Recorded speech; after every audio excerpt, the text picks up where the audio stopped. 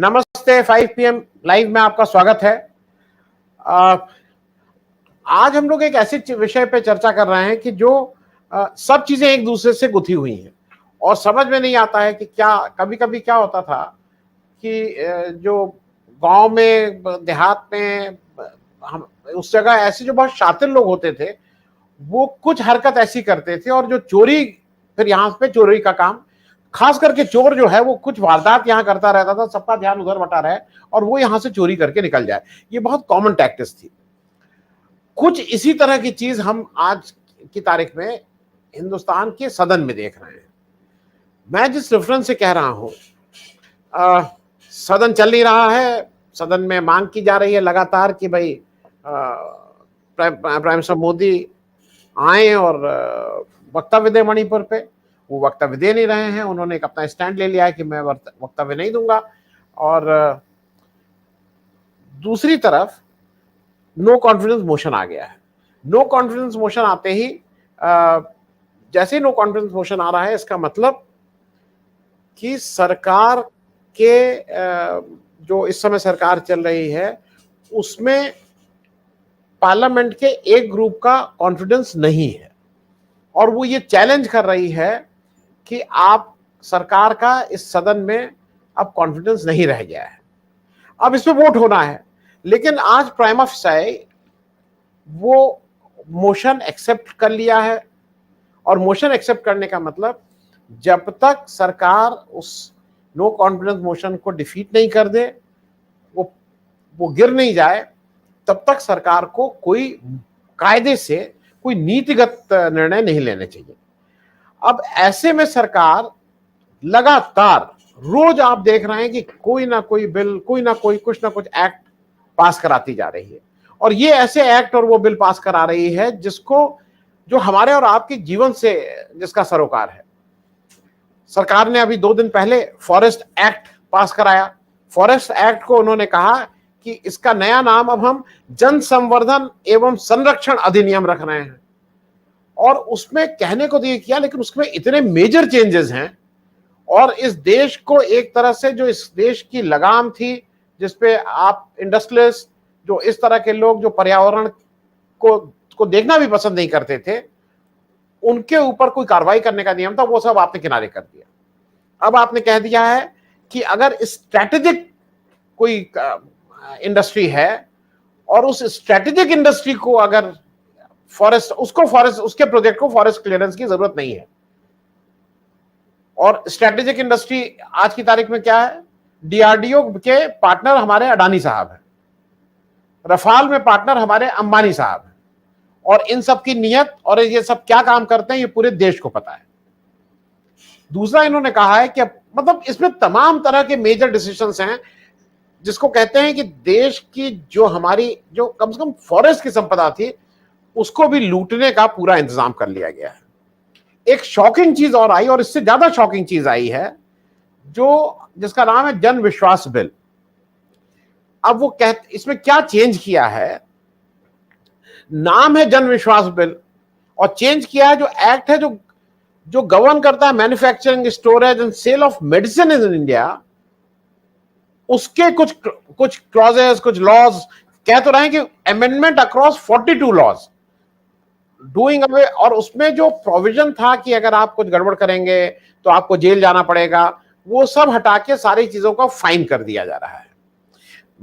मेरे साथ अमेरिका से एक बहुत अहम गेस्ट जुड़ रहे हैं और मेरे साथ शीतल जी हैं। शीतल जी की एक बहुत बेबाक टिप्पणी होती है, मैं उनको लूंगा, लेकिन मेरे साथ दिनेश ठाकुर साहब हैं, पब्लिक हेल्थ एक्टिविस्ट हैं और आप अगर गूगल करेंगे तो क्योंकि अगर मैं इनकी सारी चीजें पढ़ने लगूंगा तो मेरे कार्यक्रम का आधे से ज्यादा समय उसमें चला जाएगा।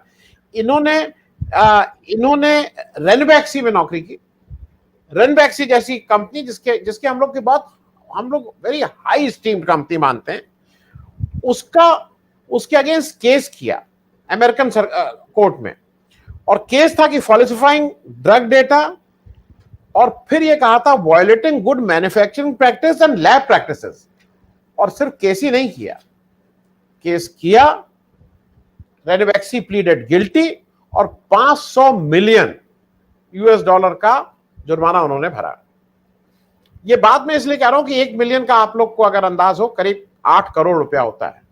खैर, हालांकि 500 मिलियन अगर हम हमारे खरीद फरोख्त की हम बात करें जो एमएलए एमपीज और सरकार गिराने, उसमें तो शायद छोटे किसी राज्य की सरकार 500 मिलियन में गिर पाएगी। बड़े राज्य के लिए बहुत हमारे हम उससे ज्यादा आगे निकल चुके हैं जब खरीद फरोख्त की बात आती है। मैं एक बार सारे गेस्ट को स्क्रीन पे लेना चाह रहा हूं और मैं दिनेश जी का परिचय करा के, दिनेश जी से मैंने आग्रह किया था क्योंकि अमेरिका में है, इनके और हमारा टाइम बिल्कुल फर्क है, वहां सुबह हो रही है, हम लोग शाम के करीब है। मैं शीतल जी, हितेश जी हमारे साथ वकील साहब हैं, शीतल जी को सब लोग जानते हैं और मतलब पॉलिटिकल कमेंट्री में one of the best in the country. Himanshu ji हमारे बिजनेस वो हैं, मानसी जी हमारी एक्टिविस्ट हैं। मैं आप सब लोगों से एक आग्रह कर रहा हूं कि दिनेश जी 10-15 मिनट में, इन्होंने इस पे बहुत अभी किया, बहुत ट्वीट किए हैं, सरकार इनसे परेशान है और अगर ये शायद हिंदुस्तान में रहते तो इनके ये इतने आसानी से ये सब ट्वीट करना बहुत आसान नहीं था।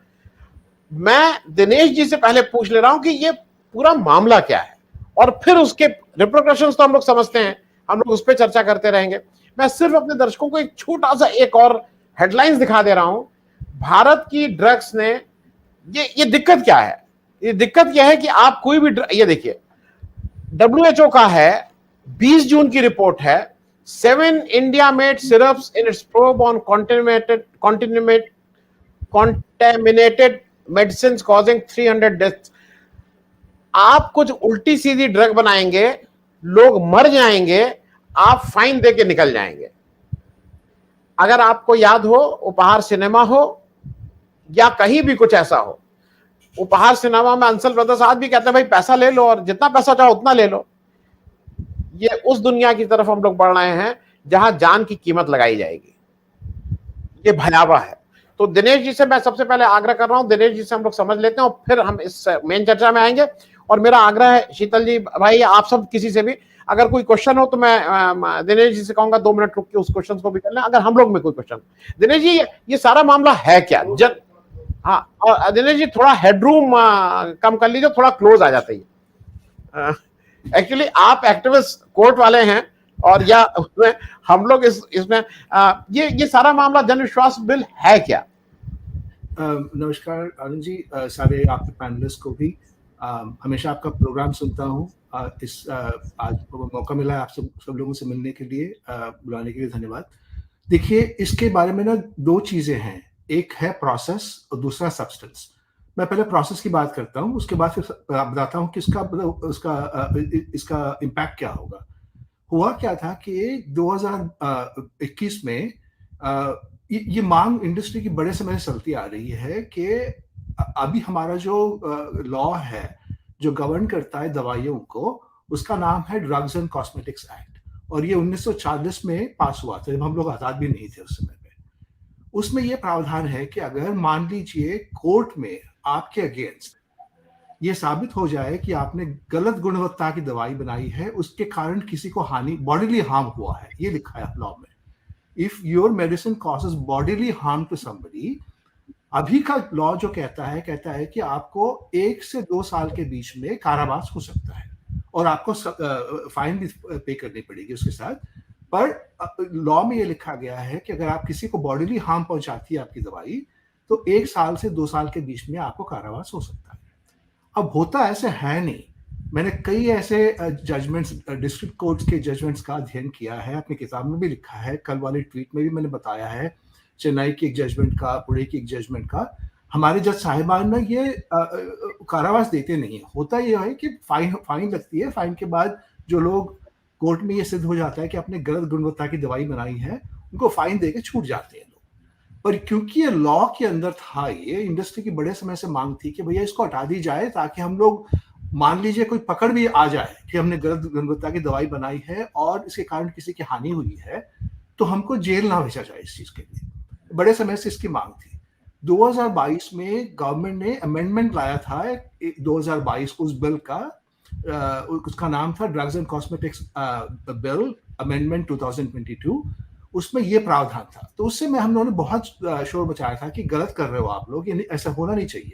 क्योंकि हुआ क्या था ना, उसके एक दिन पहले ही बिहार में ना, बिहार के जब कोविड के समय पे बिहार में रेमडेसिविर के इंजेक्शन लगे थे लोगों को और उनसे लोगों की मौत हो गई थी।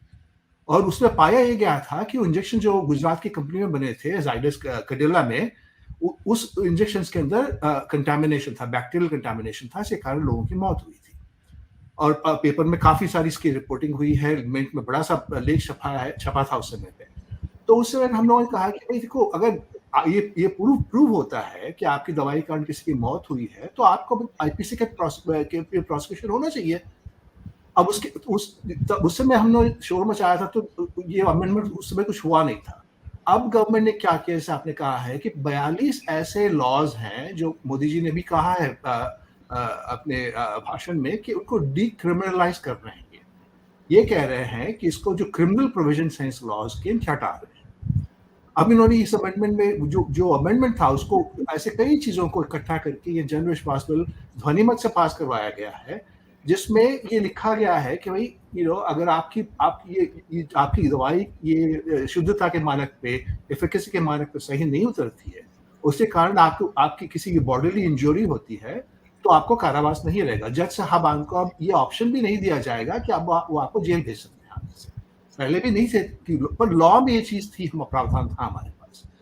अब ये बात ये हो गया कि जब ये पास हुआ बिल, तो मैंने ट्वीट किया, अब पुराने जो लेख लिखे थे इंडियन एक्सप्रेस में, वो फिर से मैंने ट्वीट किए।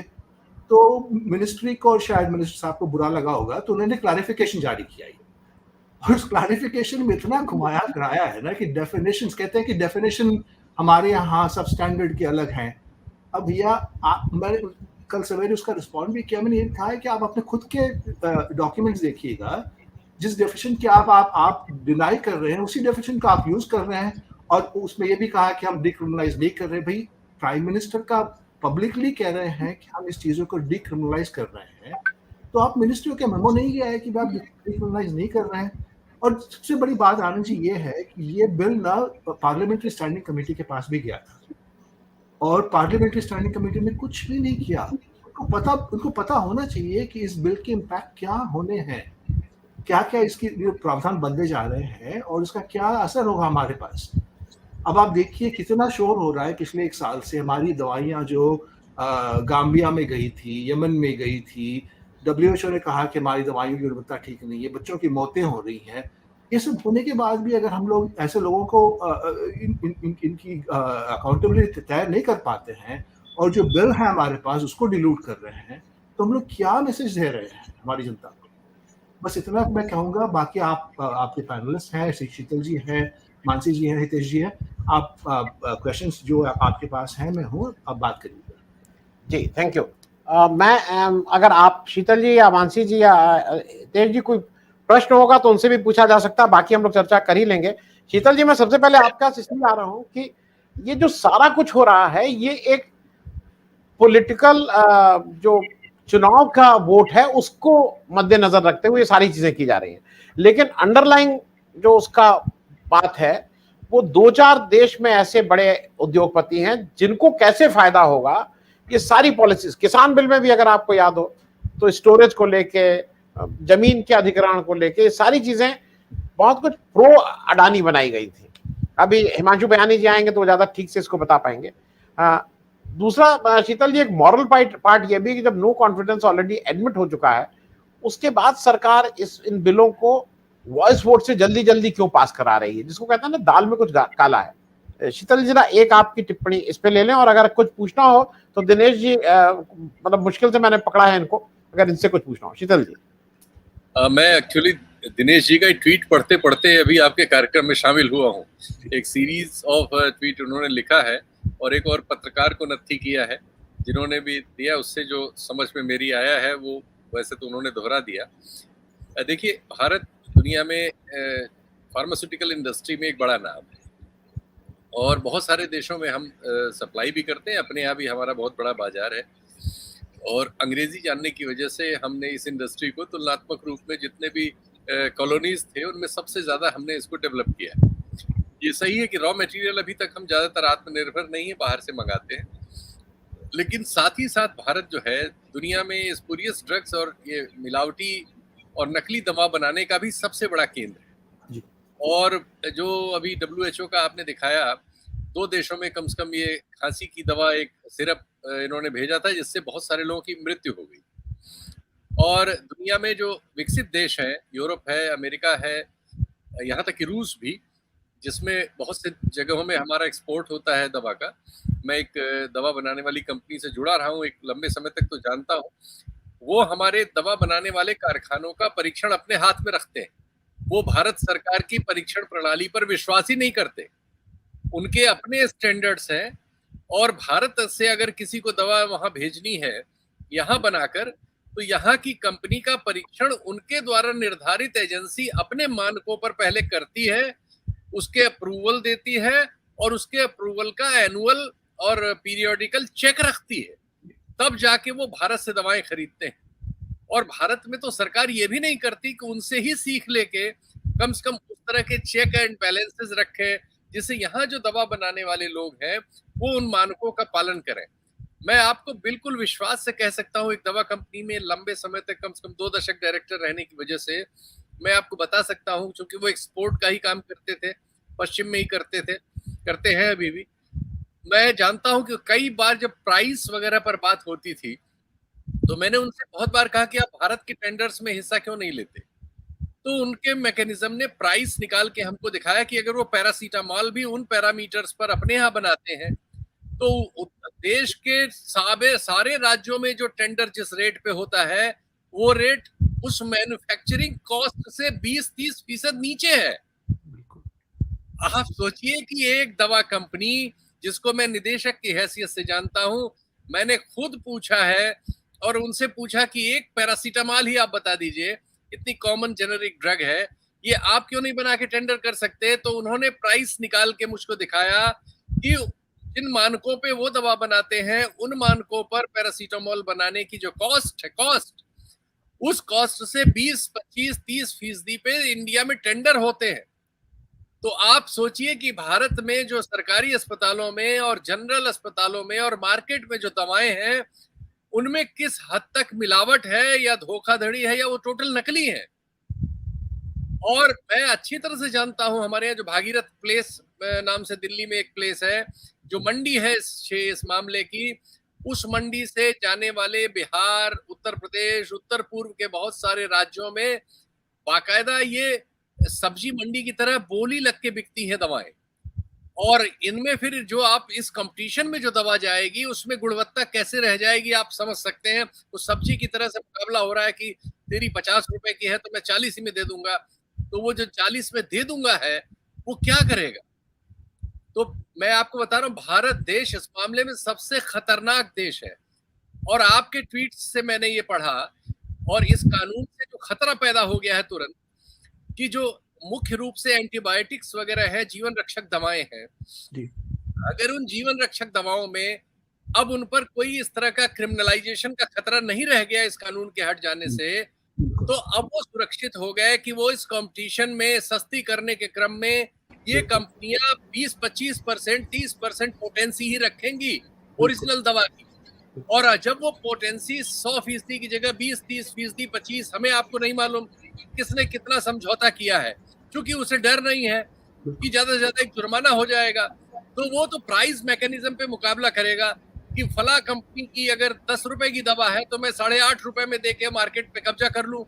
नतीजा ये होगा कि ये क्वालिटी कंप्रोमाइज इस हद तक हो जाएगा, और हम आप अस्पताल में पड़े हुए बड़े बड़े बिल दे रहे होंगे, या इंश्योरेंस से दे रहे होंगे, या अपनी जेब से दे रहे होंगे, लेकिन जो हमारी नसों में और हमारे शरीर में एंटीबायोटिक जा रहा होगा, वो 10% है, 20% है, 15% पोटेंसी का है, हमें नहीं पता होगा, और हमारी मौत होगी, और उस मौत का कोई जिम्मेदार नहीं होगा।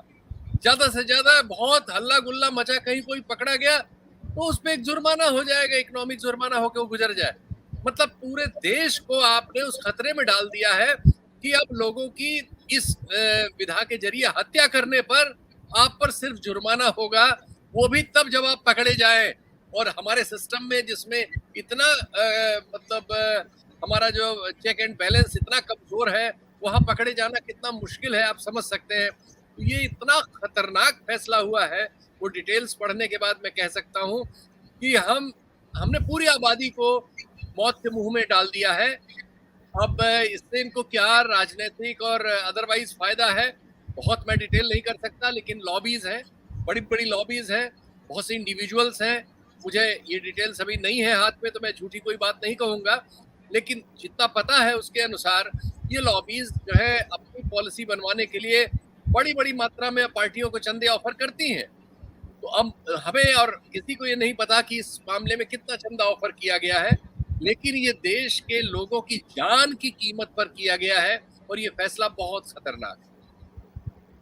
जी जी, मैं हिमांशु जी आपके पास आऊं। मैं एक और चीज, जैसे शीतल जी कह रहे हैं, मैं निजी जानकारी के तौर पे ये बता रहा हूं, और जो इसको जानते भी होंगे, हम लोगों को ये लगता है कि डॉक्टर्स के पास मेडिकल प्रैक्टिशनर्स आते हैं और वो उनको उस पर कुछ कमीशन मिलता है, वो करते हैं।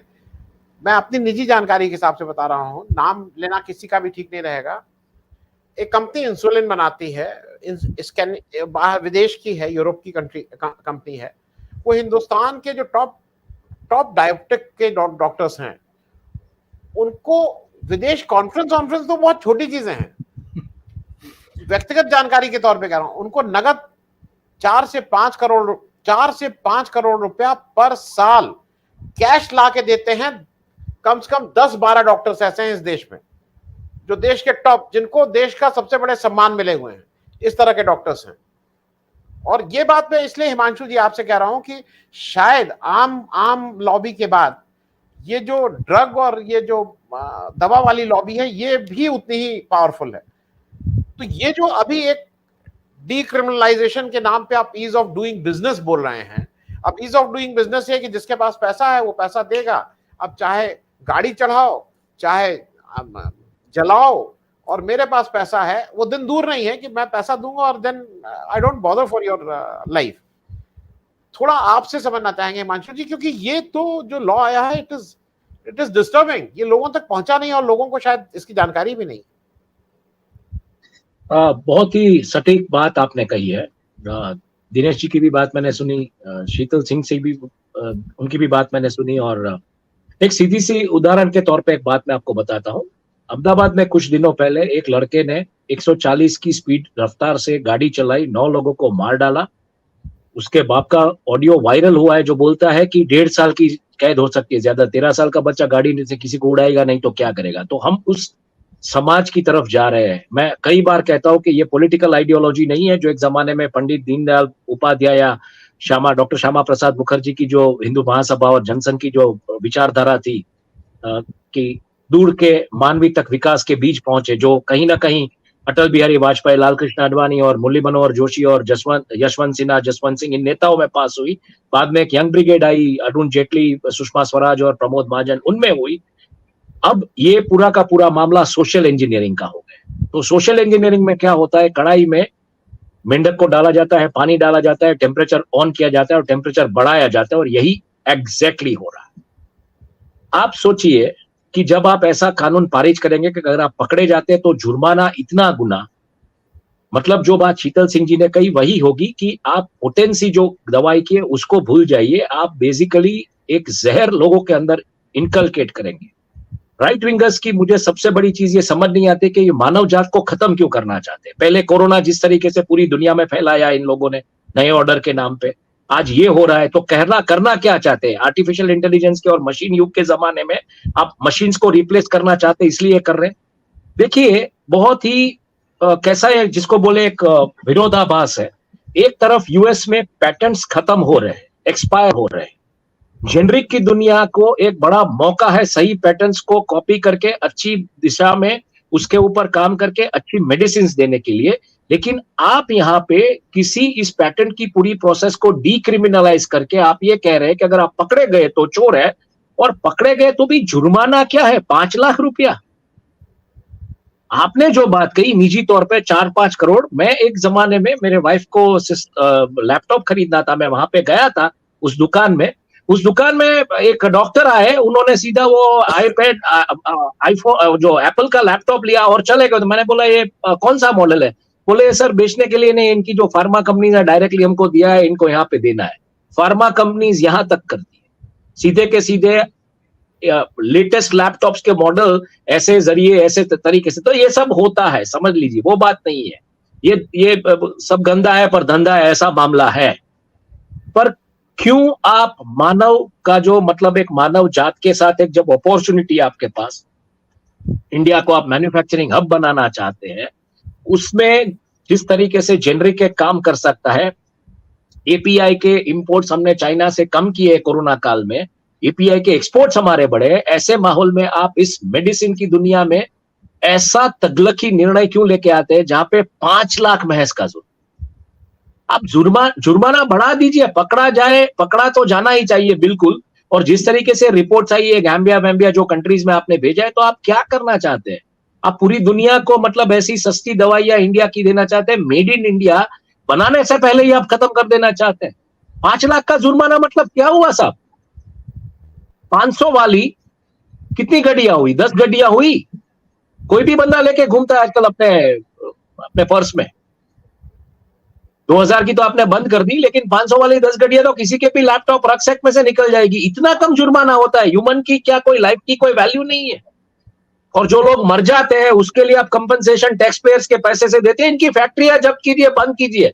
और यूएस एफडीए जो एक बात की यहाँ पे ठाकुर जी ने की, कैडिला की जो एक ड्रग थी जहां पे प्रॉब्लम हुई और ये सब चीजें आई, यूएस एफडीए ने कैडिला के उसी फैक्ट्री जो थी गुजरात में, उसमें 13 ऑब्जर्वेशन लिए थे यूएस एफडीए ने एक जमाने में 2012-13 या 13-14 में।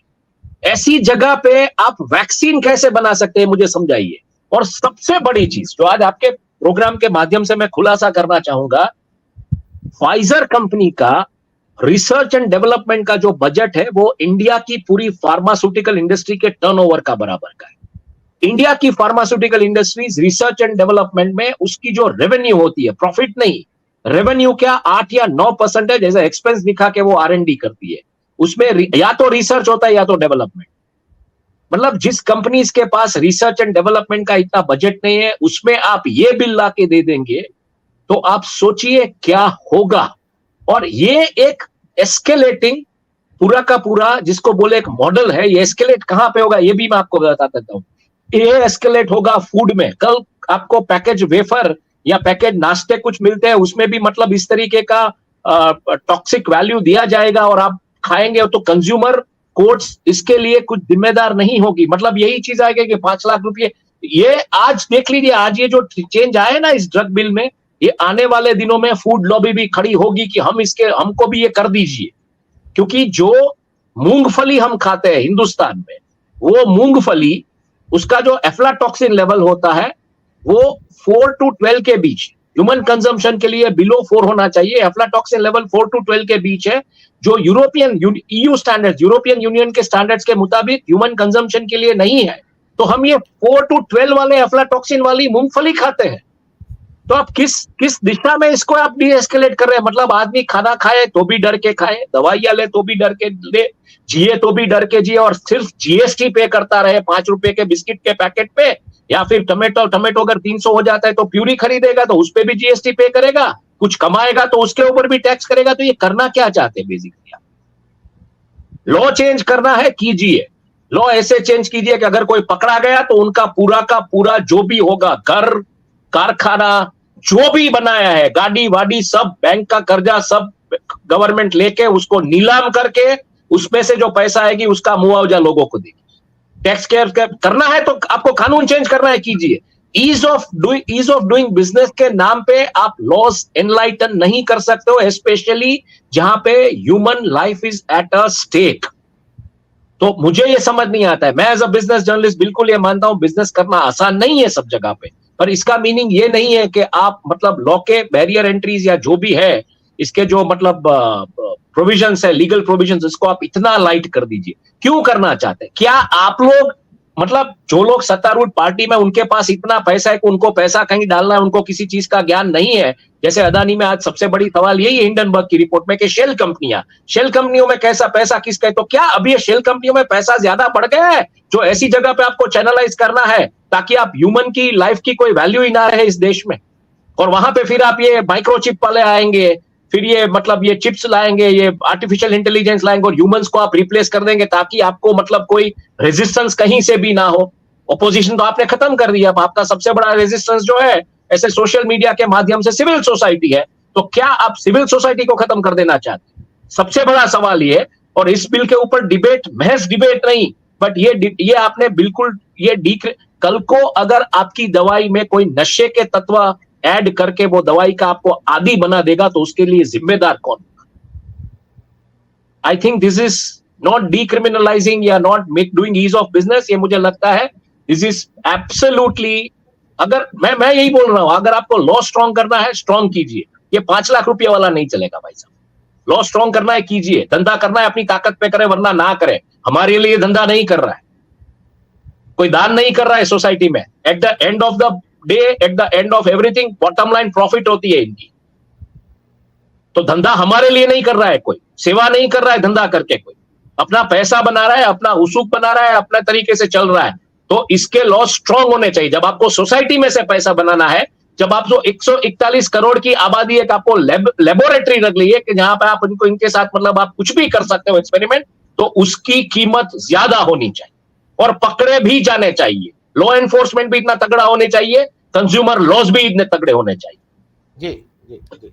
ये मैं विवेक साहब से आपसे रिक्वेस्ट करूंगा, आप एक ही को कॉपी पेस्ट करके बार बार मत करें, वो डिस्टर्ब होता है फ्लो, क्योंकि लोगों के क्वेश्चंस फिर मैं नहीं ले पाता हूं. दिनेश ठाकुर साहब, एक छोटा सा मैं आपसे प्रश्न ले लूं, फिर मैं डॉक्टर मानसी भार्गव और हितेश जी के पास आ रहा हूं. डॉक्टर साहब, एक चीज ये बताइए कि जैसे यूएसए में क्या लॉज स्ट्रिक्ट हैं? क्योंकि हमारे यहाँ सारा मॉडल बताया जाता है कि हम यूएस को कॉपी कर रहे हैं, हम 3 ट्रिलियन, हम थर्ड लार्जेस्ट इकोनॉमी होने वाले हैं, यूएस हमसे बहुत कुछ कर रहा है, वो हमारे ऑटोग्राफ ले रहा है. मैं सिर्फ इसलिए पूछ रहा हूं कि ये काउंटर प्रोडक्टिव तो नहीं होगा? क्योंकि अगर आपने इस तरह के लॉस कर दिए तो कोई भी विदेशी तो यहाँ पैसा नहीं लगाएगा, मतलब जो कोई भी रिस्पेक्टेबल कंपनी तो यहाँ नहीं लगाएगी. मैं इसको, इस दोनों चीजों के, वहां के लॉस क्या स्ट्रिक्ट है, और अगर ये जिस तरह से लॉस चेंज किए जा रहे हैं उससे कुछ लोगों का फायदा हो सकता है जो इंडियन बिजनेसमैन है, पर क्या दुनिया के लोग यहाँ आके इन्वेस्टमेंट करेंगे? दिनेश भाई. बड़े अच्छे सवाल पूछे आनंद जी आपने. 2 चीजें बताना चाहता हूँ. जैसे शीतल जी ने बताया ना, जो वहाँ पे थे, निर्देशक थे फार्मा कंपनी में, उन्होंने देखा कि मतलब जो यूएसएफडीए के इंस्पेक्शंस होते हैं किस तरह के होते हैं. तो यहाँ के लॉज बहुत स्ट्रिक्ट है दवाइयों को लेकर. पर क्या होता क्या है ना कि यहाँ पे भी इंडस्ट्री खत्म हो चुकी है. जब मैं कॉलेज से निकला हुआ था, मुझे फार्मा इंडस्ट्री में पहली मेरी नौकरी यही मिली थी. पर मैन्युफैक्चरिंग यहाँ से खत्म हो चुकी है क्योंकि हेल्थ केयर बहुत एक्सपेंसिव है. यहाँ पे जीडीपी का 18% कंट्री खर्च करती है हेल्थ केयर पे. दवाइयाँ बहुत, उसमें दवाइयों की उस पर प्रोपोर्शन बहुत ज़्यादा है, इसलिए इंडिया से इंपोर्ट करते हैं हम लोग फॉर्मुलेशन. जैसा शीतल जी ने बताया, चाइना से रॉ मटेरियल आता है, इंडिया में फॉर्मुलेट होता है, वहाँ से होकर यहाँ आता है. तो यहाँ के लॉज और रिस्ट्रिक्शंस बहुत बहुत स्ट्रिक्ट हैं.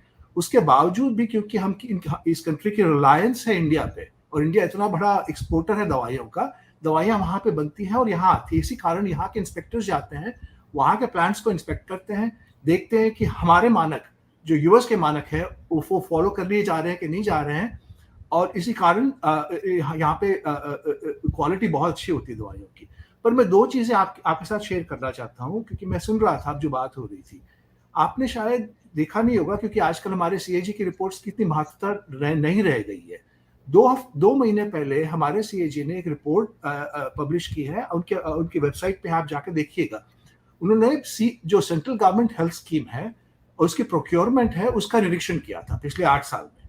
और उसमें देखिए कि उन्होंने बताया है कि बड़े शहरों में, कोलकाता में, बम्बई में, दिल्ली में, लाखों दवाइयाँ ऐसी सेंट्रल गवर्नमेंट हेल्थ स्कीम के जो सब्सक्राइबर्स हैं, जिनको सेंट्रल गवर्नमेंट हेल्थ स्कीम के थ्रू इनकी हेल्थ केयर मिलती है, इनकी गुणवत्ता में बाद में पाई गई थी कि ये दवाइयाँ ठीक नहीं थी. ये सीएजी की रिपोर्ट के अंदर है. पर हमारे पास ये लॉ नहीं है कि आप मान लीजिए आपको हाइपरटेंशन है, आप ब्लड प्रेशर की दवाई खा रहे हैं, आपको डायबिटीज है, आप इंसुलिन ले रहे हैं, अगर दवाई की गुणवत्ता बाद में पाई जाती है कि ये ठीक नहीं है, आपको बताया था कि नहीं जाता. ये हमारे सीएजी की रिपोर्ट में 2 महीने पहले की रिपोर्ट में लिखा गया है. अब आप कितने दर्शक हैं देख रहे होंगे, आप उनसे पूछिए कितने लोग हैं जो सेंट्रल गवर्नमेंट हेल्थ स्कीम का फायदा लेते हैं. जब आप वो दवाई लेते हैं ये डॉक्टर ने आपको दिया है कि आपके ब्लड प्रेशर कंट्रोल करने के लिए, अगर वो दवाई काम नहीं करेगी, जैसे शीतल जी ने बताया कि 30% 40% एक्टिव इंग्रेडिएंट है उसके अंदर, आप सोचिए क्या हाल होगा उसका आपके ऊपर. ये बहुत बड़ी चीज है और ये हमारा सीएजी कह रहा है, हमारे सीएजी की रिपोर्ट में लिखा हुआ है.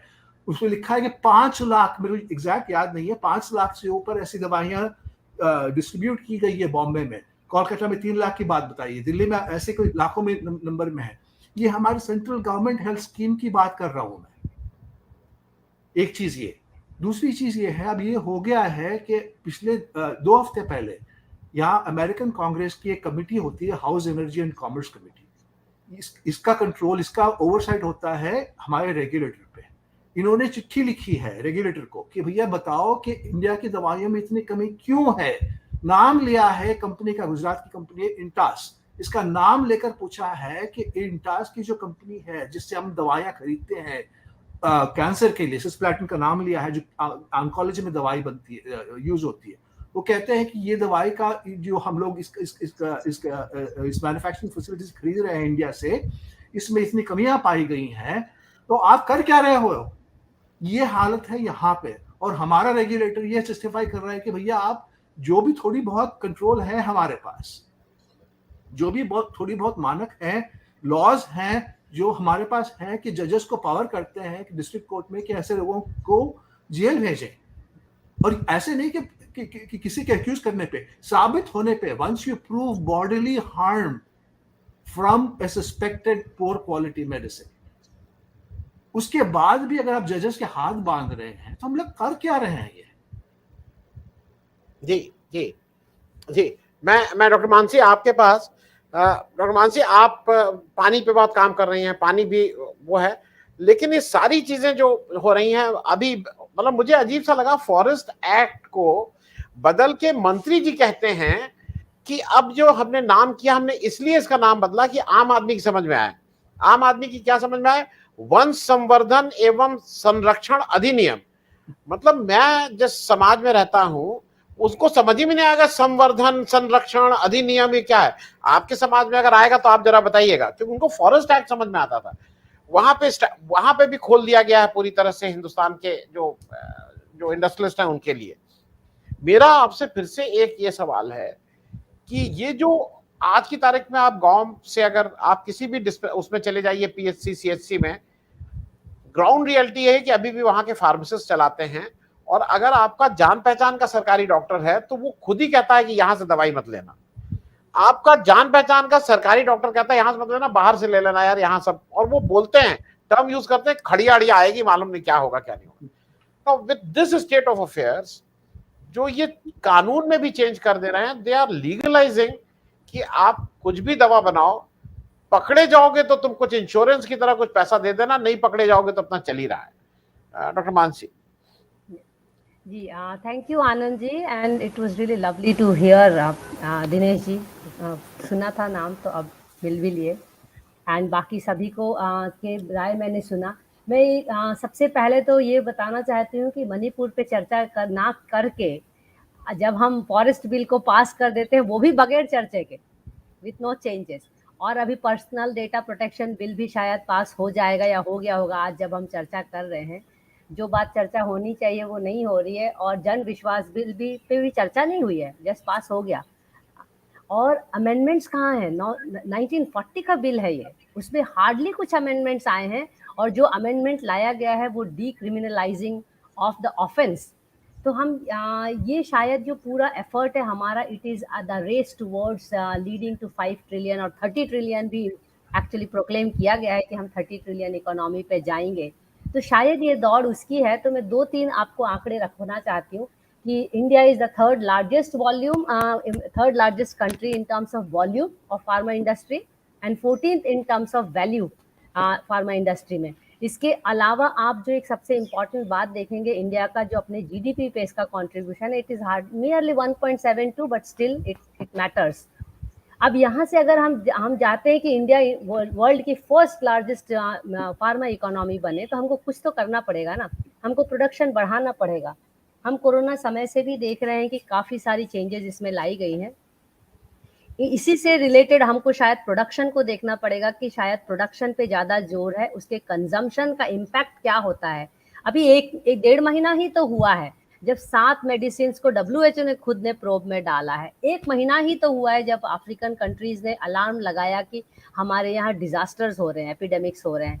अब इससे रिलेटेड जब मैं अपने सब्जेक्ट से भी आती हूँ और मैं देखती हूँ वाटर बॉर्न डिजीजेस का जो इस समय जो अभी तेज चलता है मॉनसून सीजन में, दवाई ना खाना आज की तारीख में ज़्यादा अच्छा है देन दवाई खाना। मैं बहुत ऑनेस्टली बताऊंगी, क्योंकि अब जब हम प्राइवेट हॉस्पिटल में जाते हैं तो वो तो दवाइयों का पूरा बैंक लगा देते हैं कि आप बहुत सारी दवाइयाँ खाइए। गवर्नमेंट हॉस्पिटल बोलता है कि आप यहाँ से दवाइयाँ मत लीजिए, वहाँ से दवाइयाँ मत लीजिए। हमारा दवाई वाला तो हमको 25% डिस्काउंट देता है, ये दवाइयाँ लेंगे तो आपको 25% मिलेगा, ये दवाइयाँ लेंगे तो 20 और ये दवाइयाँ लेंगे तो 40%। मैं ये आपको लोकल इकोनॉमी से एक ग्लोबल इकोनॉमी का ये जो पिक्चर है, ये आम जनता को अभी तक नहीं समझ में आती। और मैं इससे रिलेटेड इसलिए बात करना चाहती हूँ कि ये बिल्कुल सही कहा था अभी थोड़ी देर पहले ही कि अभी तो ये मेडिसिन ड्रग और इसमें आया है कंट्रोल में, बट ये जो है इवेंचुअली एफएमसीजी की ओर भी जाएगा, बिकॉज उसका ज़्यादा बड़ा शेयर है in the GDP and in the economy. तो अगर हम ड्रग एंड कॉस्मेटिक्स पे हम इतना सारा डीक्रिमिनलाइजिंग करेंगे तो बेसिकली हम बात कर रहे हैं कि आप कुछ भी लगाओ। It is just like Poppy का प्रमोशन हो रहा है, हम मणिपुर में समझ नहीं पा रहे हैं। Burning Manipur has a deep relation with the poppy plantation there, and some of the very well known people are sitting both in Delhi and in Gujarat model who have big stake in the poppy plantation in Manipur. Let us be fair on that. तो अगर यहाँ से हम देखते हैं कि क्यों drugs को इतना ज़्यादा किया जा रहा है, it's an easy way to reach and become the world's largest producer, manufacturer या एक्सपोर्टर, आप जो भी बोल सकते हैं। बट एक बात और हमको समझनी पड़ेगी कि जब हम यूएस में यहीं का बनाया ड्रग भेजते हैं, जब हम यूरोप में यहीं का बनाया ड्रग भेजते हैं, वीजा भी जब हम अफ्रीका में भेजते हैं, हमारे ड्रग्स अलग अलग होते हैं। इसका मतलब सेम कंपनी जानती है कि यूएस क्या अप्रूव करेगी और अफ्रीका क्या अप्रूव कर सकती है, और इन बिटवीन करप्शन तो होते ही हैं। ये एग्जैक्टली वैसी है जैसे एफएमसीजी में भी होता है, जैसे स्पाइसेस इंडस्ट्री में होता है। मेरा बहुत क्लोज रिलेशन है स्पाइसेस इंडस्ट्री में, मेरे क्लाइंट्स हैं, तो हम उनको देखते हैं कि किस तरह ये यूएस की धनिया और जीरा है और ये हमारे यहीं बिक जाएगी देश में, और ये अफ्रीका जा सकती है, ये फलानी जगह जा सकती है, ऑस्ट्रेलिया में थोड़ा सा कम ज्यादा में चलेगा, न्यूजीलैंड में तो एकदम एक्सट्रीम इंपॉर्टेंट और अच्छा होना पड़ेगा। इस तरह से वो जीरा धनिया तक को जब कर सकते हैं, मसाले को कर सकते हैं, तो ऑफकोर्स सेम इंडस्ट्री में, सेम फैक्ट्री में they are producing drugs with different standards which can actually cater to the international market. तो मतलब ऐसा नहीं है कि वो ब्लैंकेट रूल बना रहे हैं, नहीं तो यूएस और यूरोप कभी अप्रूव नहीं करेगी जो ड्रग मैं और आप खा रहे हैं एक्चुअली। तो हमको ये भी समझना पड़ेगा कि जब हम डीक्रिमिनलाइजिंग की बात कर रहे हैं, और मुझे याद है कोरोना समय में भी काफी स्टैंडर्डाइजेशन और क्वालिटी की बात हुई थी, क्योंकि आपने देखा होगा जब 20 जून को WHO ने अलार्म किया, 20 जून को ही मिनिस्ट्री ऑफ आयुष के मिनिस्ट्री और सेक्रेटरी ने मतलब ये रिस्पॉन्स दिया ट्वीट के थ्रू भी, और स्टेटमेंट भी रिलीज किया व्हाइट पेपर के थ्रू कि we are not compromising with the quality. उसके अगले हफ्ते हमने अफ्रीका के 3 कंट्रीज में देखा कि ये प्रॉब्लम आई। तो हम क्या ट्रिलियन इकोनॉमी पहुंचते पहुंचते are we planning to dig our graves, as rightly mentioned by Himanshu and he was talking about this accident. तो अहमदाबाद में ही है हम लोग, इसलिए बोल सकते हैं ये बात। Somewhere we are, this is kind of a elite way or capitalistic way of depopulating also, which was kind of an antithesis during Corona as well. We saw that as an antithesis floating here. And I think drugs and cosmetic also becomes a tool to depopulate the planet, which is completely elitism approach. So मैं stop रखूंगी यहाँ पे, because I think others, I would like to hear them. मैं हितेश जी आपकी permission से 1 minute में दिनेश जी से प्रश्न लेके फिर आपके पास आ रहा हूँ। Actually Hitesh ji will have the last word because ये लॉयर हैं, तो ये अल्टीमेटली ये सारी चीजें तो इन्हीं के दरबार में जाके वो होंगे। मैं दिनेश जी एक चीज, हमारे एक दर्शक वो पूछ रहे हैं कि this is one industry where we export ahead of China, now we are breaking trust internationally. क्या ये सब करने से हमारे इंटरनेशनल बिजनेस पे असर पड़ेगा? ये जरा मैं आपसे समझ लूं, क्योंकि अगर मैं स्पूरियस ड्रग यहाँ बेचूंगा तो मैं कोशिश करूंगा विदेश भेजने की भी। वो एज अ बिजनेसमैन मेरी आदत होगी कि पकड़ा गया तो ठीक है, नहीं पकड़ा गया तो ठीक है। दिनेश जी, क्या ये इस पे जो इनका प्रश्न है कि आज हम एक बिजनेस जिसमें चाइना से अहेड हैं, वो भी क्या हम अपनी एडवांटेज को कॉम्प्रोमाइज कर रहे हैं इस तरह के लॉज लाके? जी हो रहा है आनंद जी, सही से बताऊं तो ये बात अब हो रही है। मैं आपको 2-3 उदाहरण देता हूं। पहली बात ये हो रही है कि अफ्रीका के अंदर भी जहाँ पे जिस कंट्रीज के स्टेट कैपेसिटी नहीं थी रेगुलेट करने के लिए, जो जैसे छोटे छोटे देश थे, बुर्किना फासो, कॉन्गो, गाम्बिया, ये लोग भी इकट्ठा होकर यूरोपियन यूनियन जैसे एक पैन अफ्रीकन यूनियन बना रहे हैं जो दवाइयों की खरीदी करेगा पूरे अफ्रीका के लिए, क्योंकि बड़े देश हैं, नाइजीरिया है, टांजानिया है, इनके पास स्टेट कैपेसिटी है, ये सोच सकते हैं। जैसे यूएसएफडीए इंस्पेक्टर भेजता है, नाइजीरिया में अपने इंस्पेक्टर भेजता है भारत इंस्पेक्ट करने के लिए। एक चीज ये तो ये हो रहा है अफ्रीका में कि ये सारे देश मिलके, जैसे यूरोपियन यूनियन में 29 देश हैं और ये मिलके दवाइयां खरीदते हैं, वैसे ही चीज अफ्रीका में भी हो रही है। इसका इम्पैक्ट ये होगा कि जो खरीदी होगी उसके मानक स्ट्रिक्ट होते जाएंगे। पहली बात ये है। दूसरी बात यह है, जैसे मानसी जी ने कहा, हमारे यहाँ डुअल स्टैंडर्ड मैन्युफैक्चरिंग है। ये शीतल जी कंफर्म कर सकते हैं इस बारे में, क्योंकि हम जो स्टैंडर्ड हम लोग एक्सपोर्ट के लिए जर्मनी के लिए और यूएस के लिए फॉलो करते हैं, वो स्टैंडर्ड हम लोग इंडिया और अफ्रीका के लिए फॉलो नहीं करते हैं। डुअल स्टैंडर्ड मैन्युफैक्चरिंग है हमारे पास और ये सच्चाई है। हमारा रेगुलेटर इसको माने ना माने, रिकॉर्ड पे अगर कंफर्म करे ना करे, पर ये सच्चाई है। तीसरी चीज ये हो रही है आनंद जी, क्योंकि ये जो यूएस में रैनबैक्सी की जो मेरा केस था 2013 में खुला है, और मैं यहाँ के सेनेट के साथ बहुत करीब से काम करता हूँ, इनका कंसल्टेंट हूँ और मैं जानता हूँ ये क्या हो रहा है। अभी ये लोग ना मैन्युफैक्चरिंग इस कंट्री में वापस लाने की बात कर रहे हैं। अभी एक बिल कंसिडर हो रहा है यूएस कांग्रेस में जो टैक्स इंसेंटिवाइज करेगा फार्मा कंपनीज को जिनकी मैन्युफैक्चरिंग आज इंडिया और चाइना में हो रही है, इसको वापस लाने की बात कर रहे हैं। अब सोचिए, हमारे देश में एक इंडस्ट्री ये है जो हम जिसकी ओर बता के हम लोग कह सकते हैं कि भाई ये हमारी मैन्युफैक्चरिंग सक्सेस है, ये फार्मा। अगर खरीदने वाले आपसे खरीदने नहीं लगेंगे और मैन्युफैक्चरिंग यहाँ यूएस में वापस आ जाएगी, तो सोचिए जिन लोगों की जॉब्स हैं इसके अंदर, जो बच्चे हमारे केमिस्ट्री पढ़ के, बायोलॉजी पढ़ के, इस फार्मेसी पढ़ के इस इंडस्ट्री में जो काम करने के जा रहे हैं, उनका क्या होगा?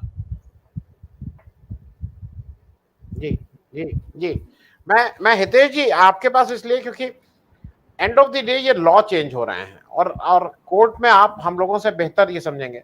मैं एक छोटी सा उदाहरण बता दूं। मुंबई में बहुत कॉमन है कि मैं खुद देखा हुआ 5-7 साल पहले कि लोग जब उनको ट्रैफिक लॉ जब हम करते थे तो वो फाइन देने को तैयार रहते थे।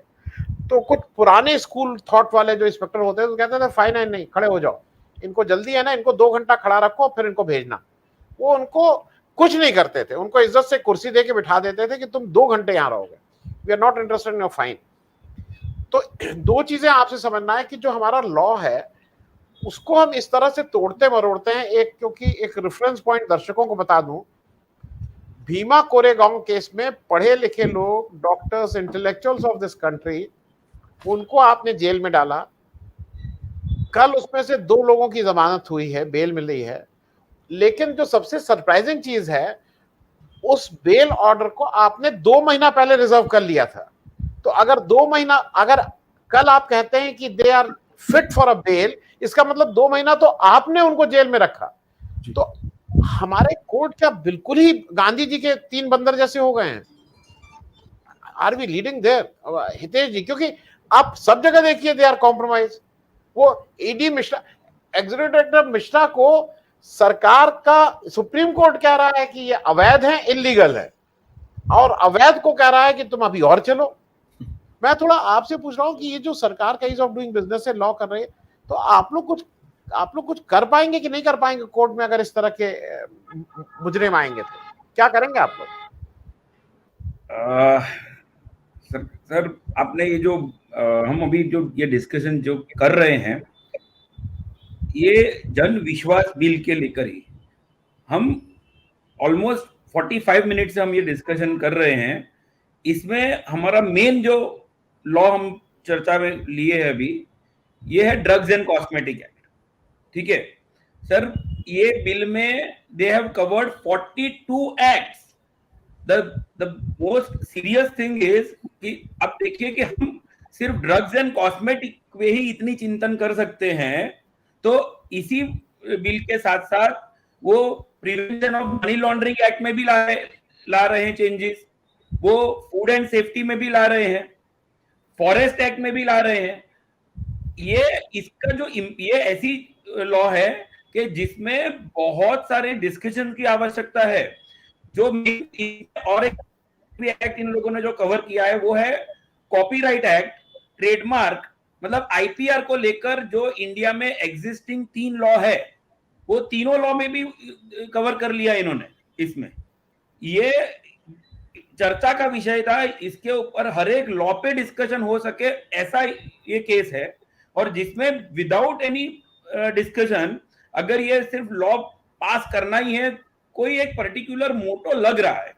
सर मैं जिसपे हम बात कर रहे थे ड्रग्स एंड कॉस्मेटिक की, मैं आपको बताना चाहूंगा कि ड्रग्स एंड कॉस्मेटिक एक्ट जो 1940 में आया, उसके बाद जैसे जैसे पता चला कि भाई मिस्चीव होती है, ड्रग्स में मिलावट होती है, फ्लॉज आ रहे हैं, तो उसको अमेंडमेंट्स लाए गए, और उस अमेंडमेंट्स के तहत आज की तारीख में section 27 of drugs and cosmetic act, उसमें जो चेंजेस लाने के बाद 1983 में चेंजेस लाए गए थे, फिर वापस 2008 में और अमेंडमेंट्स लाए गए। ग्रेविटी ऐसी बढ़ाई गई that the minimum punishment prescribed is up to minimum is 10 years and up to punishable up to life imprisonment। ये कोई छोटा गुना नहीं है, this is not a minor law, बहुत ग्रेविटी वाली चीज है, और इसको अगर आप डिक्रिमिनलाइज करने का सोच रहे हो देन उसका इम्पैक्ट जो है वो इससे भी बड़ा होने वाला है। सर मैं ये कोरोना काल में ही मैं केस लड़ रहा हूं अभी भी उनका, मैंने देखा है कि सरकार ने कोरोना काल में ही ये जो रेमडेसिविर मैन्युफैक्चर करने वाली जो कंपनियां थी, जिनके पास केवल लाइसेंस थे एक्सपोर्ट करने के, लोकल सेलिंग के उनके पास राइट्स नहीं थे, ऐसे लोगों को, ऐसी कंपनियों ने लोकल मार्केट में without any permission cell start कर दी। अब जो बेचने वाला है कंपनी वाला, उनके ऊपर कोई एक्शन नहीं ली गई है, और जिन डॉक्टरों ने परचेज किया उनके पास से, उनको जेल में डाला गया है। अब देखिए कि सेलर, जो मैन्युफैक्चरर है, सेलर है, उसके अब जो अगर डॉक्टर को पता चला रेमडेसिविर कहीं नहीं मिल रही है, और उसको अगर पता चला कि उसके अंडर में 50 पेशेंट है जिनको लिए रेमडेसिविर की आवश्यकता है, तो स्वाभाविक रूप से जहां से सप्लाई होगा, जिस कंपनी को सप्लाई होगा, वो उनके पास जाएंगे। अब उसके पास लोकल सेलिंग का लाइसेंस है कि नहीं है, that is all secondary. Doctor ये नहीं पता चलेगा कि आपके पास कौन सा लाइसेंस है या नहीं है, that is not his task, and you are putting doctor behind the bars. ये एक लार्जर स्कैम, बिकॉज ड्रग्स की अगर हम बात करते हैं, मेडिसिन की बात करते हैं सर, तो मैं ये मानता हूं मेरे अनुभव से भी, और ये एक सच्चाई है, it is one of the biggest industry. साथ साथ में जो स्कैम होते हैं वो एकदम से बाहर नहीं आते सर। जो छोटा मेडिसिन, अगर एक डॉक्टर, जो आप बता रहे थे सिंघल की, आपने जो बताया ना कि डॉक्टर जो प्रिस्क्रिप्शन लिखता है, वो प्रिस्क्राइब ड्रग जो सेल्स एग्जीक्यूटिव जो एमआर जाते हैं उनके पास डॉक्टर्स को करने के लिए कि भाई आप हमारी दवाई प्रिस्क्राइब करो, वो दवाइयां पर्टिकुलर मेडिसिन मेडिकल शॉप में ही मिलेंगे, जो हॉस्पिटल के आसपास होंगे, वो टारगेट करके चलते हैं। These are very big scams. In fact उसको रेगुलराइज करने की जगह पे वाई वो पर्टिकुलर डॉक्टर इसी कंपनी की ये पर्टिकुलर नाम की दवाई ही प्रिस्क्राइब करते हैं, क्योंकि at the end of the day even that ये भी लॉ है कि अगर डॉक्टर किसी भी तरह के एडिशनल पर्क्स एक्सेप्ट करते हैं, जैसे पहले ये हुआ करता था कि इंटरनेशनल टूर्स इनको डॉक्टरों को करवाई जाती थी हर साल, कि आपने अगर हमारा इतना सब्सक्रिप्शन करवाया या इतना माल बिकवा दिया तो आपको यहाँ पे जाने को मिल सकता है। जब 12 साल पहले इसमें भी एक नोटिफिकेशन गवर्नमेंट ऑफ इंडिया लेकर आई थी कि any kind of perks which are accepted by the doctors will amount to professional misconduct, और उनका लाइसेंस कैंसिल हो सकता है। वो ये थोड़े दिन तक, जब तक ये नोटिफिकेशन आया, अराउंड 1-2 साल तक चीजें काम रही। अब वापस हम उसी फेज में पहुंच गए हैं कि जहां पे ये बड़ी बड़ी कंपनीज डॉक्टर्स को, हॉस्पिटल्स को, क्योंकि अब जो हॉस्पिटल का भी जो बिजनेस है वो एक कॉर्पोरेट लेवल का एक बड़ा एंगल हो गया है। अब वहां पे भी ये चीज हो गई है कि अब कॉर्पोरेट, एक कॉर्पोरेट दूसरे कॉर्पोरेट को संभाल लेता है, फिनेंशियली कर लो या अदर पक्ष से कर लो। Now companies are financing. Actually करने की ये आवश्यकता है कि ये जो फ्लॉज हैं जो लोगों को, आम जनता को सीधा टच कर रहा है, उसका सीधा सीधा जो भी फायदा नुकसान कहो तो लोगों को है। और उसकी जगह अगर आप ये करते हैं कि भाई एक ही बार में 42 आपने ढूंढ लिया कि भाई 42 लॉ ऐसे हैं कि जिसमें कुछ चेंजेस की आवश्यकता लग रही है, आपको ऐसा है कि उसको डिक्रिमिनलाइज कर देने की आवश्यकता लग रही है, तो सर इसमें जो इम्पैक्ट है ये आने वाले दिनों में इसका इम्पैक्ट पब्लिक एट लार्ज में बहुत ही बुरी तरह से होगा। कोर्ट में वैसे भी कन्विक्शन रेशियो की अगर हम बात करते हैं सर, तो हमारे देश का कन्विक्शन रेशियो जूरिस्प्रूडेंस जो है, हमारे क्रिमिनल जूरिस्प्रूडेंस, वो ये है कि लेट 99 अक्यूज फ्लाई अवे, एक इनोसेंट को सजा नहीं होनी चाहिए, ये हमारा जूरिस्प्रूडेंस है। अब इस जूरिस्प्रूडेंस के कारण जो बेनिफिट ऑफ डाउट है वो हमेशा अक्यूज को जाता है। इस जूरिस्प्रूडेंस के कारण अगर कन्विक्शन रेशियो हमारा कम है, तो और अगर आप लॉ को लिबरल कर देंगे, अगर आप लॉ में और फ्लॉज ले आएंगे, तो जो डिटरेंट इफेक्ट लॉ जो काम करता है वो ये है कि लॉ का डर आम इंसान में होना जरूरी है। अगर आप डिटरेंट इफेक्ट ही लॉ में से खत्म कर देंगे, वो डर खत्म कर देंगे, जैसे वर्धन सर आपने भी जो बताया कि वो 2 घंटा खड़ा रखना, वो जो पनिशमेंट है ना, वो पनिशमेंट वो साइकोलॉजिकली ज्यादा इंपैक्ट करती है रेदर देन टेकिंग 100 रुपीज और 500 रुपीज और 10,000 रुपीज एज फाइन। हमारे गुजरात में प्रोहिबिशन एक्ट है सर, ये प्रोहिबिशन का जो लॉ है, मैं अगर बात करें कि इसको चेंजेस की अगर आवश्यकता है ना, तो ये इस बारे में नहीं सोच रहे हैं कि अगर एक बंदे को पकड़ते हैं दारू पिए हुए, और वो अगर दारू पीकर पकड़ा गया, उसके पास परमिट नहीं है, ही विल बी बुक्ड और चार्जशीट होगी बकायदा उसके सामने, वो कोर्ट में पेश किया जाएगा, और ये सब करने के बाद अगर वो कोर्ट में ही प्लीज गिल्टी, तो उसको पेनल्टी होती है 50 रुपए या 100 रुपए की। सर ये लॉ है कि आपने केस बनाया, अरेस्ट किया, बेल दिया, ये सब कुछ किया, अल्टीमेटली रेवेन्यू क्या जनरेट किया आपने? 50 से 100 रुपया। Judicial hours, police investigation, paper, sir जितने चार्जशीट के पेपर्स होते हैं ना, शायद उतना खर्चा भी नहीं निकलता है उसमें। संशोधन की अगर आवश्यकता है, अगर कुछ चेंजेस की आवश्यकता है, तो ऐसे लॉ में आवश्यकता है कि भाई अगर आपने किसी ड्रंक को, किसी अल्कोहल का कंज्यूमशन करने वाले को, किसी को पकड़ लिया अगर, तो वहीं पे फाइन कर दो, जो फाइन आप कल कोर्ट में करने वाले हो, तो उसी टाइम उसके पास से 1000 रुपए ले लो, 5000 रुपए ले लो। तो उनको नहीं चेंजेस करने, क्यों? Because this is going to touch the normal person.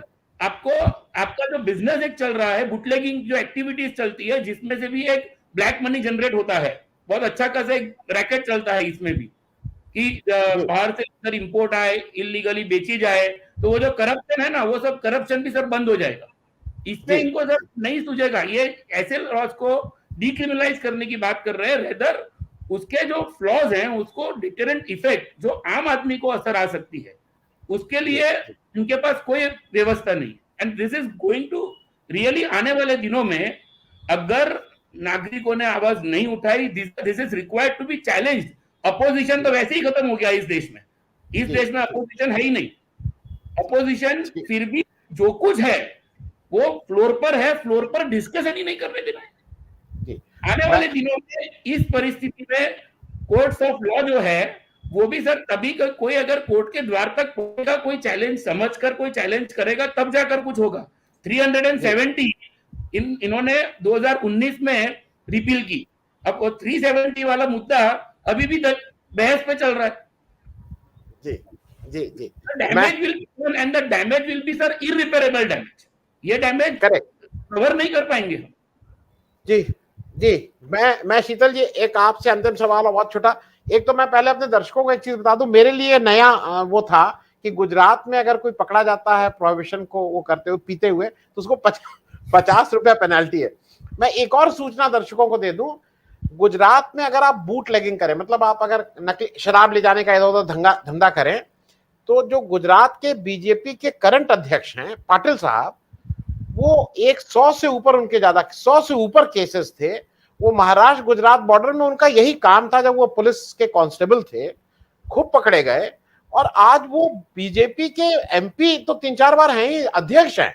तो गुजरात इज अ प्लेस जहां का मॉडल दूसरा है, वो जरा समझने की जरूरत है कि अगर आप इस शराब के धंधे में मैं शीतल जी एक चीज आपसे जल्दी से पूछ लूं, ये जो लॉ का डर है, ये जो पुलिस सामने देखते थे भाई, अगर स्कूटर पे 3 लोग हम लोग बैठे रहते थे स्टूडेंट डेज में, तो एक उतर जाता था कि पुलिस का एक कांस्टेबल खड़ा है, उसके सामने से कम ना गुजरे। अब जो एक चीज ये कह रहे हैं कि रेमडेसिविर का मैन्युफैक्चरर वेंट स्कॉट फ्री, वो डॉक्टर को पकड़ लिए। हमारे एक दर्शक कह रहे हैं साहब डॉक्टर को पकड़ लिए गनीमत है, उनका कहना है कि पेशेंट को ना पकड़ लिया कि तुमने ये दवा कैसे खाई। हमारे एक दर्शक कह रहे हैं मणिपुर में नहीं, और ये कभी कभी हंसी, मणिपुर में जिस व्यक्ति ने रिकॉर्ड किया वो जो हैवानियत हुई, इन्होंने उसको पकड़ लिया है और सुबह से शाम तक बोल रहे हैं हमने पकड़ लिया, आप सीबीआई को देंगे किसको।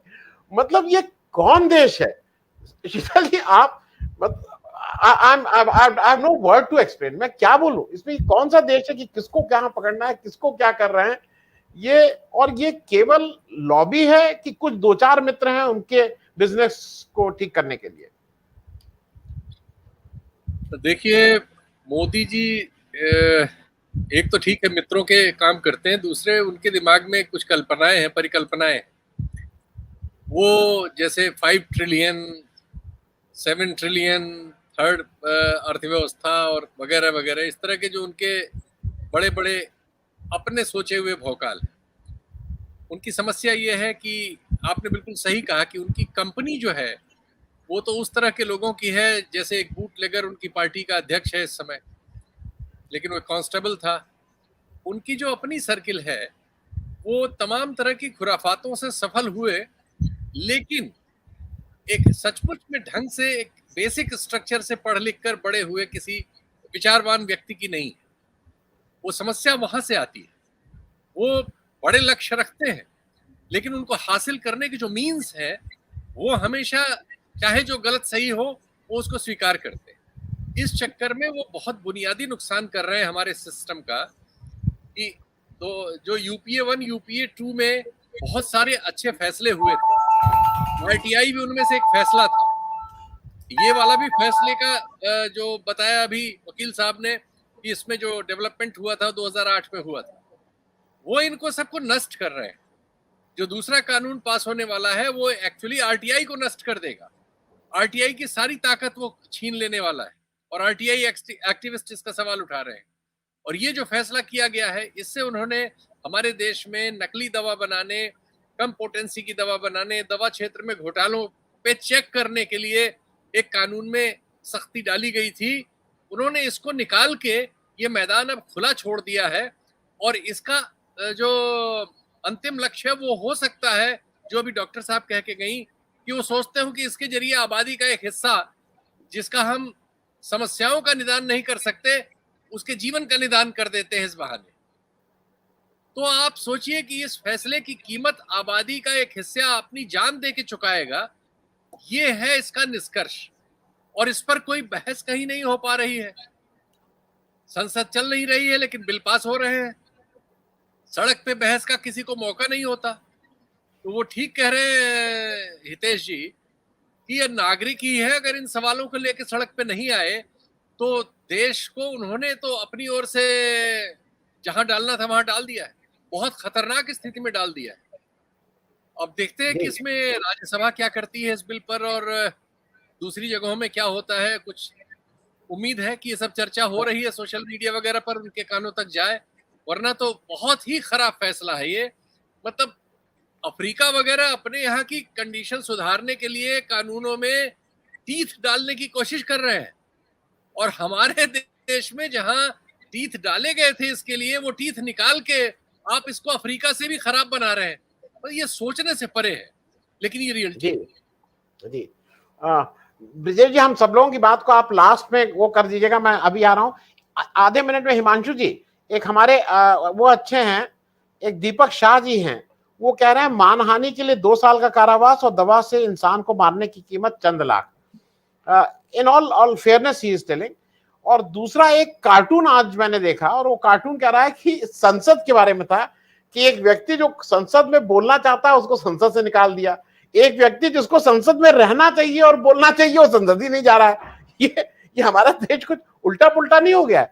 मैं ये कह रहा हूं कि ये इररिपेरेबल लॉस नहीं है। बहुत संक्षेप में, ये जो कर रहे हैं ये भाजपा सरकार, दिस आर इररिपेरेबल डेट, ये नहीं वापस होगा। ये सैकड़ों साल लगेंगे शायद फिर वहां तक पहुंचने में। हिमांशु जी। वही बात मैंने कही ना कि अभी ये ड्रग्स का हुआ है, आने वाले दिनों में शायद फूड और अदर एरियाज में भी ये हो सकता है, क्योंकि आप मतलब देखिए अल्टीमेटली जो लोग धंधा करने बैठे हैं उनका बॉटम लाइन मुनाफा ही होता है, और मुनाफा कैसे करेंगे ऐसे माहौल में जहां पे इन्फ्लेशन है, ये सब है, तो ये सब होने वाला है, और ये इरिपेरेबल डैमेज। मैं यही बता रहा हूँ, ये सोशल इंजीनियरिंग, ये पॉलिटिक्स नहीं है, और ये सोशल इंजीनियरिंग के उस तरीके से बेसिकली उसमें आग का जो टेम्परेचर है वो बढ़ाया जा रहा है, मेंढकों को डाल दिया है पानी में और पानी का टेम्परेचर धीरे धीरे बढ़ाया जा रहा है। बोला जा रहा है कि यही है, आप यही एक्सेप्ट कीजिए, रहना है तो यहाँ रहिए, अगर कुछ बोलेंगे तो आप देशद्रोही है, आप देश के खिलाफ है, आप राष्ट्रवाद के खिलाफ है। तो ये चीज है, और जैसे कहा गुप्ता जी ने भी कहा, वकील साहब ने, कि पब्लिक को आना पड़ेगा, क्योंकि ओपोजिशन खत्म हो चुका है, तो जो है अब सिविल सोसाइटी है। सिविल सोसाइटी को एक बार अगर आपने कंट्रोल कर लिया तो आप बहुत कुछ कंट्रोल कर पाए। Dinesh ji, thank you so much for joining. अगर आपको लास्ट वर्ड कुछ कहना है तो आप, थैंक यू सो मच इतना टाइम देने के लिए, क्योंकि और बहुत ही कम सूचना पे आप you ready to give, because this is something very close to your heart. दुख होता, हम सबको दुख होता है कि जब देश में आप आम आदमी के कुछ राहत नहीं दे सकते हैं तो कम से कम उसकी जान के पीछे तो मत पड़िए। Thank so much Dinesh ji. और एक दिन थोड़ा ज्यादा स्ट्रक्चर्ड फॉर्म में पूरे एक सिलसिलेवार इस चीज को आपसे अलग से समझेंगे। Thank so much, thank you. And if you want to say anything, if you want to say anything. ना, मैं इतना ही कहना चाह रहा हूँ कि आप लोगों ने समय निकाला इस टॉपिक को डिस्कस करने के लिए, आपका बहुत बहुत धन्यवाद। मेरा तो ये मंशा थी कि हमारी जो पार्लियामेंट्री स्टैंडिंग कमेटी है, जो हमारे प्रतिनिधि है, जो एमपी जाते हैं, उनका ये कर्तव्य बनता है कि ऐसी कोई जब बिल आया जाए, इसको पढ़ो और अपने कॉन्स्टिट्यूएंट्स पे इसका क्या इम्पैक्ट पड़ेगा उसके बारे में सोचो। अब शायद ये एक्सपेक्टेशन ठीक नहीं है मेरे लिए, पर जो है तो है, पर आपका बहुत बहुत आभारी हूँ क्योंकि आप लोगों ने thank you so much. Thank you Brijesh जी।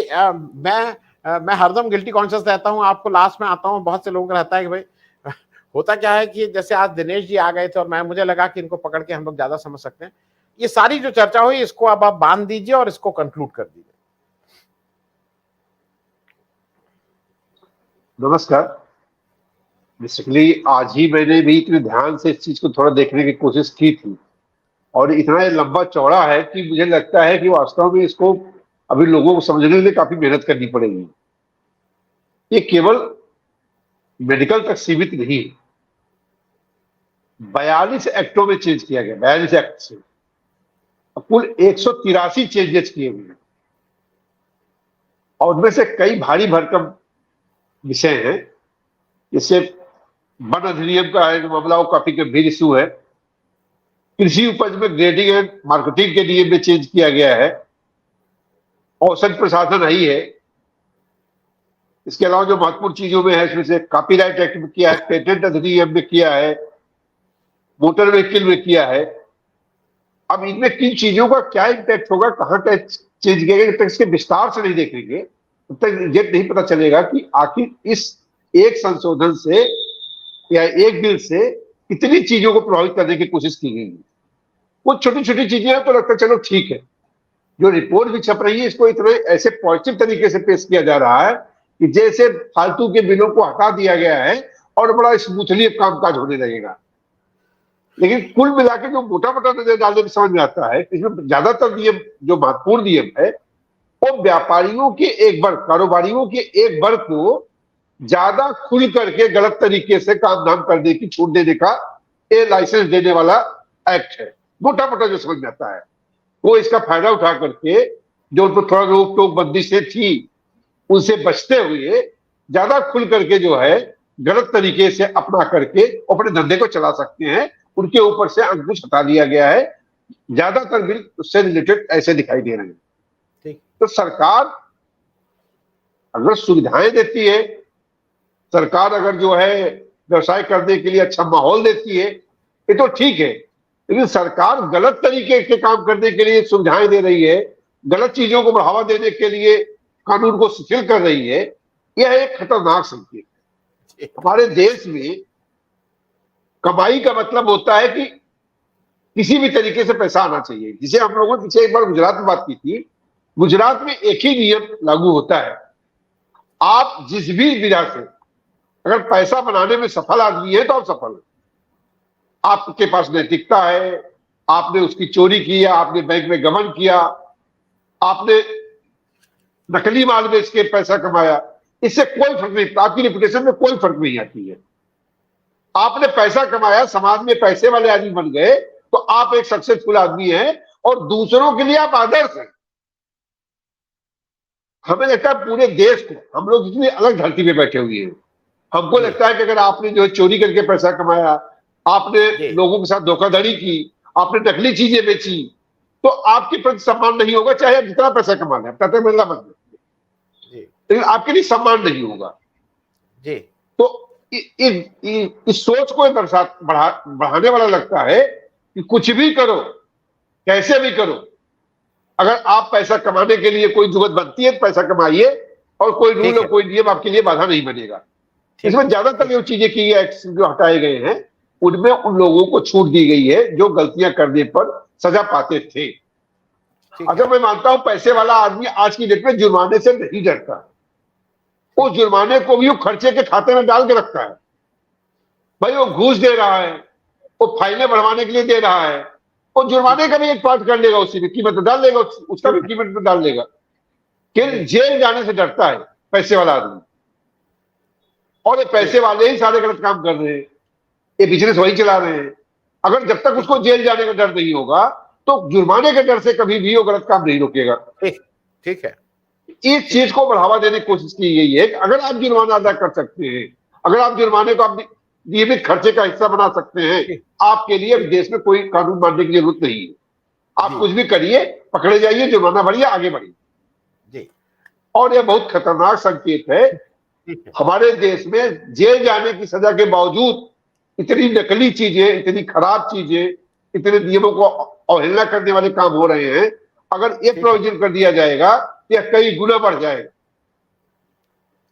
और निश्चय ही दुनिया के आप बड़े देशों में ऐसा माल नहीं बेच सकते हैं, आप भारतीयों को ये सारी घटिया चीजें जो है सप्लाई करेंगे, खिलाएंगे, उनके स्वास्थ्य के साथ खिलवाड़ करेंगे और उनके जीवन को एक रिस्क पहुंचाएंगे। ठीक है, ठीक है, ठीक है। मैं एक चीज सर बता दूं, जो आपने कहा कमाई ना, अब आम भाषा में कमाई का मतलब तनख्वाह नहीं होता है। कमाई का मतलब कमाई होता है, वो तनख्वाह नहीं होती है। शीतल जी बहुत बहुत धन्यवाद, thank you so much. Himanshu ji, Hitesh ji, Brajesh ji, Dinesh ji और Mansi ji, thank you so much for joining, बहुत बहुत धन्यवाद।